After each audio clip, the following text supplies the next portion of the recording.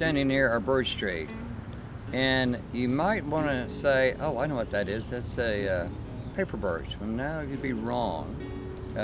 You would be right, that is a birch tree, but this is a river birch. And it gets that name because it prefers to grow in wet areas, bottomlands along streams and rivers and creeks. But the unique thing about the river birch is, of all the birches, it's the most heat and drought tolerant. So go figure.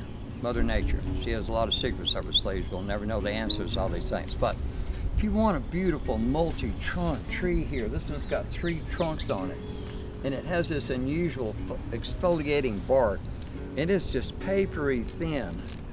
And I can just peel it off and it's curling around. A lot of people that work with crafts might like to use pieces of that, and maybe if you're a basket maker, do something like that. Some type of an arranger. This is Mother Nature's gift to us humans on this planet to appreciate these beautiful trees. So this is called Betula nigra, and nigra meaning river, water. So it's this is a river birch. Now, you may get a gift with this tree. If you're into giant silk moths, there are certain species of really giant silk moths and big, beautiful caterpillars which are harmless. They're not going to eat all this tree up. But certain species of silk moths prefer to lay their eggs on birch trees. And at times I have seen these really large cocoons hanging from a branch.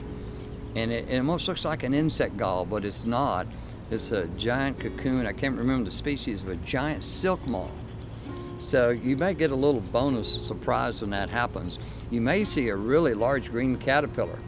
Now, birch trees do have serrated teeth, and the multi-serrations are very jagged.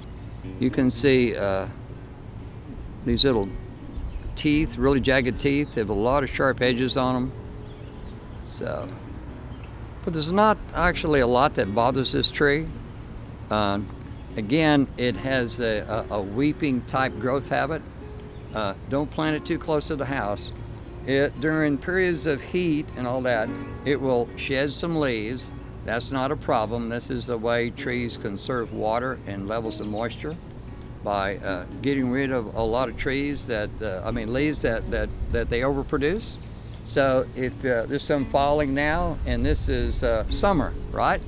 So you may get a little bit of early defoliation, but if you looked up at the tree, it's as healthy as can be. It's got plenty of leaves to spare. A lot of trees are called sustained growth trees. They overproduce leaves, they continually produce leaves, and when periods of hot, dry weather come upon us, they can shed leaves and reduce the amount of impact of heat and drought. But again, this river oak, beautiful tree for not a really enormous yard, but this is one that people will probably like to walk by and stop by and slow down and say, what a beautiful tree. It'll add value to your landscape, and you'll thoroughly enjoy this tree in your yard.